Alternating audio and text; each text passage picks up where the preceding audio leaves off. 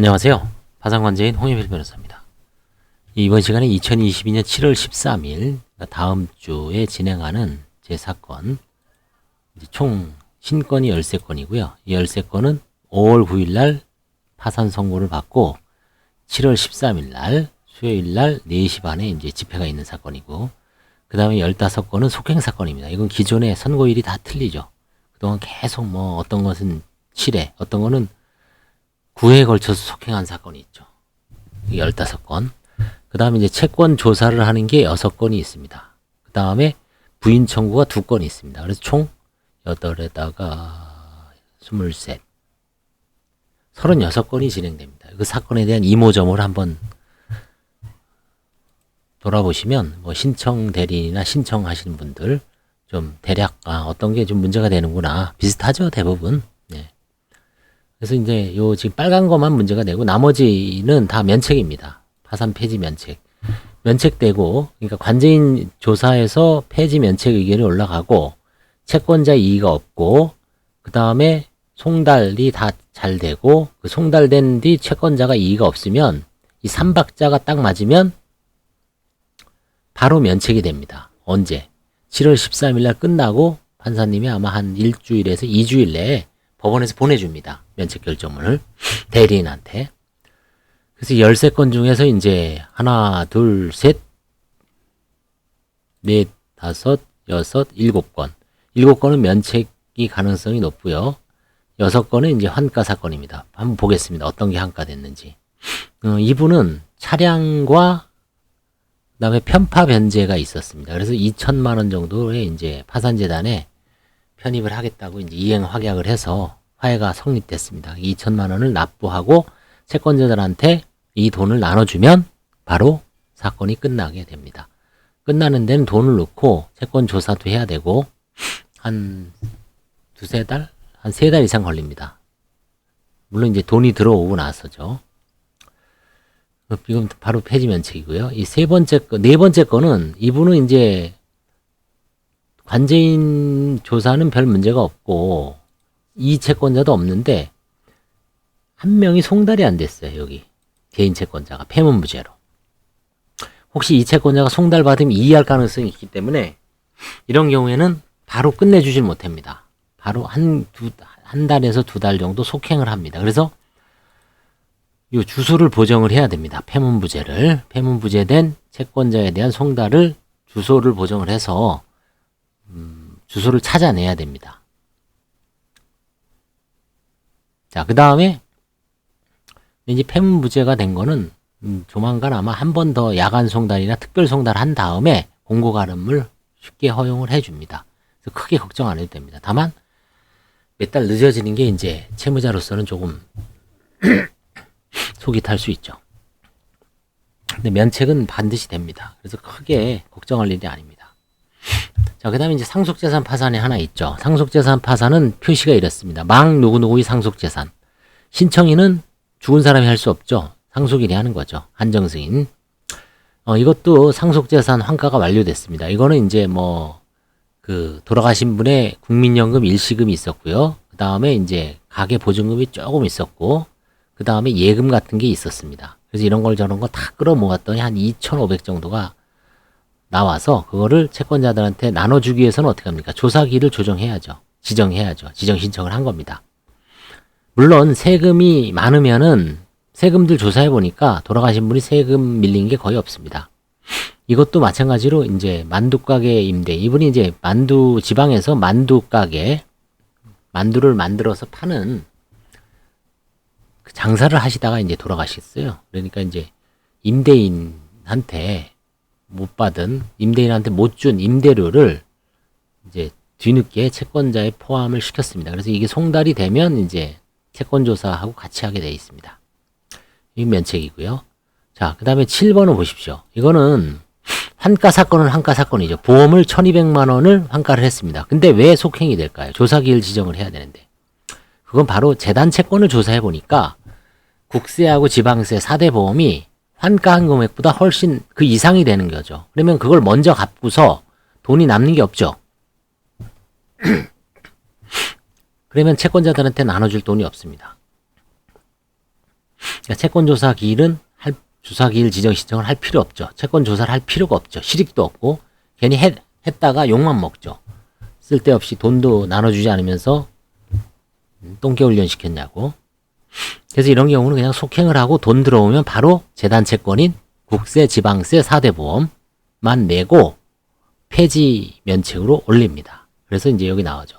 재단 채권 변제 후 폐지 예정. 다른 거는 2천만 원 한가하고 이것도 1200 한가했으면 왜 조사기일 지정하고 이제 구분하기 위해서 이렇게 코멘트를 달아주면 이게 이제 뭐 법원 직원이나 판사님 보시고 아 이거는 기일 지정할 필요가 없구나 이렇게 이제 알고 계시는 거죠. 이것도 폐지 면책. 마찬가지로 이것도 속행입니다. 환가됐죠. 400만 원. 편파 변제 부분이 문제가 돼서 일부를 반환하는 걸로 화해 계약을 체결했습니다. 재단 채권 변제 후 폐지 예정입니다. 이것도 400만 원을 초과하는 국세나 지방세, 4대 보험이 남아 있는 거죠. 폐지 면책됐고요. 요거는 이제 보험 500만 원을 환가했는데 위에와 달리 국세나 지방세, 4대 보험이 체납된 사실이 없습니다. 그러면 이제 바로 채권자들한테 돈을 나눠주기 위해서 조사기일 지정 신청을 합니다. 이게 돈이 들어와야지 조사기일을 지정하는 판사님이 있고 돈이 안 들어오더라도 뭐 조사기일 지정을 해주는 판사님이 있습니다.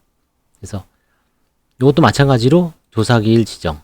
이거는 이제 부모님이 어떤 카드를 대납하면서 채무자가 빚이 좀 늘어난 측면이 있기 때문에 그 부모님이 이제 뭐 집도 있고 어느 정도 사시는 분인데 채무자의 카드로 이제 좀 일부 부적절한 소비를 한 게 있습니다. 그래서 그 부분은 채무자가 파산 채권자들한테 불이익하게 한 행동이죠.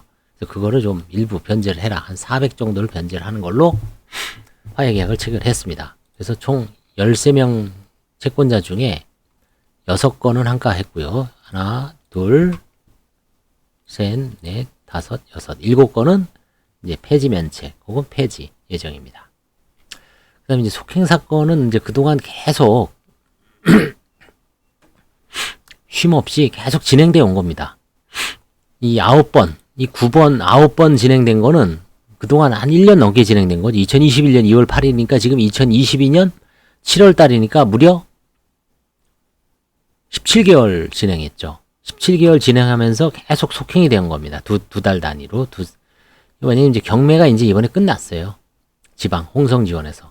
그래서 경매 잉여가 얼마 관제인한테 배당되냐면 33만 원인가 35, 6만 원 배당됐습니다. 그래서 채무자의 채권액은 뭐 1억이 넘어요. 그럼 30 몇만 원으로 그 1억을 나눠줄 수가 없죠. 나눠주다 보면 뭐 배보다 배꼽이 더 크죠.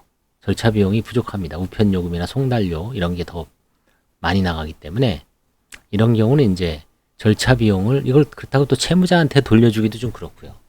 이런 경우는 이제 관제인 보수로 절차 비용으로 빼서 관제인 보수에 충당하는 이제 방법이 있는데 뭐 이거는 이제 좀 그렇게 하기로 했습니다. 그 다음에 이제 뭐 그동안 속행되어 오면서 이번에 이제 빌라가 3개가 매각됐습니다. 그래서 빌라가 3개가 매각됐는데 뭐 많이 남지는 않았어요. 한 작게는 1,000만 원 남는 게 하나 있고 그 다음에 하나는 2,500만 원인가 남았고 하나는 한 2,000 정도 남았고 그래서 되게 1,000에서 한 2,000 사이 조금 많은 건 한 3,000 정도 1,000에서 3,000 정도의 잉여가 발생해서 그걸 채권자들한테 나눠주기 위해서 조사기일 지정 신청을 하는 거죠. 그동안 채권 조사는 안 했죠. 그거는 뭐 팔릴지 안 팔릴지 얼마에 팔릴지 몰랐으니까요. 그래서 이 세 개는 이제 매각이 성공돼서 바로 조사기일 지정 신청이 됐고 요 속행 이 두 분은 돈을 좀 많은 금액은 아닌데 500, 700인데 워낙 경제적으로 어려워서 그런지 잘 못 내고 있어요. 한 분은 500 중에 100만 원 분할 납입을 해서 이제 그 돈 다 들어오면 이건 채권 조사도 끝났을 거예요. 채권 조사를 이제 요거는 이제 채권 조사를 8월 달에 하기로 했고 하나는 8월 달에 아니 채권 조사 끝났네요. 둘 다. 이제 돈만 들어오면 그 채권 지부인표에 따라서 배당만 하면 끝나는데 이게 쉽지가 않아요. 돈 들어오는 게 뭐 계속 낸다 했는데 아직 언제 낼지 모르겠습니다. 언젠간 내겠죠. 예. 하여튼 이런 식으로 속행사건 중에 3개는 빌라가 계속 매각되어 오다가 빌라 매각을 위해서 속행해 오다가 이번에 성공했습니다. 이것도 보십시오. 2020년 10월 10일이니까 무려 얼마예요? 1년에다가 10, 11, 12, 1, 2, 3, 4, 5, 6, 7 21개월 걸렸죠. 7번 속행됐습니다. 요거는 그나마 그래도 8개월 걸렸죠. 4번 속행했습니다. 그 다음에 이제 채권조사. 채권조사를 하는 이유는, 환가, 파산재단에 들어온 돈을 채권자들한테 채권액에 비례해서 돈을 나눠주는 겁니다. 나눠주기 위해서는 그 채권이 진정한 채권인지, 허위 채권인지, 소멸시효는 완성돼 있는지, 그리고 그 근거는 있는지, 뭐 차용증이라든가 공정증서라든가 판결은 구비되어 있는지, 그냥 거래 내역은 제대로 돼 있는지, 이런 거를 보는 겁니다. 재판하고 비슷하는 거죠, 사실은. 재판에서 우리가 내가 누구한테 돈을 꿔줬다라고 이제 주장을 해서 대여금 반환 청구를 하면 판사는 어떡합니까? 그냥 그 사람 말만 믿고 너는 피고는 원고에게 얼마를 지급하라 이렇게 판결하지는 않죠. 뭐 돈을 어떻게 줬습니까? 뭐 현금으로 줬는지 송금해 줬는지, 그 다음에 그 돈 준 것만으로는 안 되죠. 차용증은 있는지, 차용증 혹은 뭐 공정증서는 있는지, 그런 게 있으면 거의 확실하죠. 근데 차용증이나 공정증서가 없어. 그냥 친구 사이니까, 아니면 아는 사이니까 송금하죠, 보통. 그쵸? 송금하면서 옆에다가 대여라고 기장을 해놓으면 그래도 좀 낫죠. 그 당시에 이건 대여로 뭐 거짓말 할 필요가 없죠. 뭐 그렇게 물론 그 거짓말을 할 수도 있습니다. 인간은 모든 그 가능성, 부정적인 가능성, 긍정적인 가능성을 다 염두에 두고 재판을 하니까요. 근데 이제 가장 좋은 건 차용증을 쓰는 거죠. 차용증도 결국은 또 이게 위조가 됐느냐 마느냐가 또 문제가 되죠. 그래 가장 좋은 거는 뭡니까? 법률사무소 가서 변호사한테 공증받는 거죠. 공증사무실에 가서. 그러면 진짜 그 위조를 주장하기가 불가능하죠. 차용증 쪼가리를 써놨는데 인감도장을 찍고 인감증명을 첨부하면 공증한 거에 거의 준할 정도로 대접을 받고요. 그런 거를 다 이렇게 채권 조사를 하는 겁니다. 누가 하는가요? 이건 판사가 하는 게 아니라 파상관제인이 하는 겁니다. 여기서는. 이거 파상관제인이 어떻게 보면 판사의 대리인으로서 먼저 시부인을 합니다. 물론 그 시부인을 한다 그래서 판사가 또 감독도 합니다. 이 특별기일은 뭐냐면 과거에 채권 시부인을 한번 했습니다. 근데 시부인 한 이후에 추가로 채권자가 채권 신고를 한 겁니다. 저도 돈 주세요. 저도 깜빡했습니다. 그러면 너 채권 시일 끝났는데 너 나가리야. 이렇게 할 수가 없죠. 다시 귀찮아도 기일 지정을 해서 물론 돈은 예납시킵니다. 송달료라든가 이런 거는 규칙사유가 있기 때문에 새로운 기일을 잡습니다. 그래서 그거를 특별기일이라고 합니다. 특별조사, 특별조사기일, 특별기일을 잡아서 새로 하는 겁니다. 이거 7월 13일 날 특별조사가 있는 게 3건이 있습니다. 그 다음에 이제 부인 청구를 아마 많이 들어봤을 거예요. 제가 지금 그 교과서 읽기를 요 개인회생 파산 회생 실무에서 지금 부인권 부분을 이제 조금씩 읽고 있잖아요. 그쵸? 지금 이제 행위 유예성 부분이죠. 뭐 변제, 매각, 뭐 근저당 설정, 대물 변제, 이게 사행위로서 부인 청구의 대상이 되냐 아니냐 이걸 지금 이제 꼼꼼하게 살피고 있는데 여기서 지금 2건이 걸린 겁니다. 2건. 하나는 이거는 상속재산인데 죽기 전에 조카가 채무자의 부동산을 매매해서 가져갔습니다. 근데 그걸 좀 약간 저가로 가져간 것 같아요. 근저당만 인수하는 조건으로. 그러니까 그거는 일종의 염가 매각이죠. 그러면 부인 청구의 대상이 된다라고 배웠죠. 그 다음에 하나는 뭐냐면 과거에 언니 명의로 채무자가 언니가 돈을 줘서 자기의 부동산을 샀다. 근데 이거는 사실상 언니 거다. 명의신탁을 주장하는 거죠. 명의신탁은 현행법상 불법이지만 뭐 과태료라든가 형사처벌은 변론을 하고, 명의신탁은 내 재산이 아니고 난 명의신탁자한테 수탁자인 채무자가 반환했다고 주장하는 겁니다. 반환해서 명의신탁 반환하면은 부인권 대상이 아니라는 대법원 판례도 있습니다. 근데 이거는 이제 왜 제가 부인 청구를 했냐면, 채무자한테 반환한 게 아니라 채무자의 아들한테 반환한 겁니다. 그리고 일부 명의신탁은 최초의 자금도 문제지만 그 이후에 세금을 누가 냈는지 이런 부분에 대한 자료가 아직 나오지 않았습니다.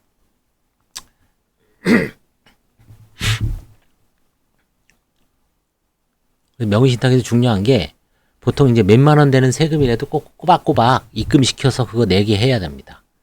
그냥 야 몇만 원 안 되니까 너가 내라 이번에, 그리고 내가 다음에 술 한잔 사줄게, 이걸로 안 되죠. 그냥 반드시 재산세 납부 시절에 뭐 35,000원이다 그러면 동생한테 35,000원 붙여줘야 됩니다. 그리고 가로 열고 재산세, 영수증 같은 거 본인이 챙겨야죠. 동생한테 받아서. 세금은 수탁자가 낼 수밖에 없죠. 근데 그거를 그냥 게을리했을 때는 나중에 반드시 소송해서 대가를 치러야 됩니다. 그래서 이런 여러 가지, 이게 이제 현재의 파산의 모습입니다. 되게 이거 갖고 전국에 있는 관제인들이 채무자 내지 그 주변인들하고 옥신각신하고 뭐 저 부인 청구를 하냐 마냐, 화해를 하냐 마냐, 관제인 조사가 뭐 꼼꼼하네, 아니면 관제인 조사가 뭐 위압적이네 마냐, 관제인 조사가 널널하네 마냐, 그거 갖고 지금 이제 지내고 있는 거죠. 서울하고 뭐 전국 17개 시도에서, 세종 특별자치시는 대전이니까 16개 시도죠. 16개, 16개가 있습니다. 우리나라 법원이, 본원이. 서울, 그쵸? 근데 서울에는 서울만 가능하죠. 그쵸? 서울, 의정부, 인천, 수원, 춘천, 강릉도 있고요. 청주, 대전, 전주, 광주 10개죠 벌써. 그 다음에 부산, 울산, 창원, 대구 14개. 또 뭐가 있죠? 빠진 게 제주 15개. 또 빠진 게 어디죠? 부울경, 울산까지 했나? 부울경. 하여튼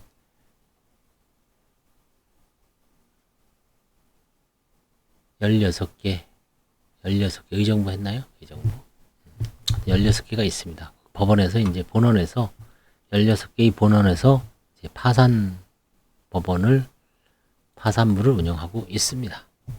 하여튼 2022년 7월 13일 4시 반에 이런 사건으로 이제 하고 있습니다. 주로 이제 보편상자죠. 늘 얘기하지만 보험, 편파 변제, 상속, 그죠? 여기 나오죠. 상속재산 파산이기도 하지만, 자는 원래 자동차는 아닙니다. 이건 이제 자영업자가 이제 좀 영업을 폐지하면서 이제 뭐 편파행위라든가 은닉이라든가 그런 거를 말하는 겁니다.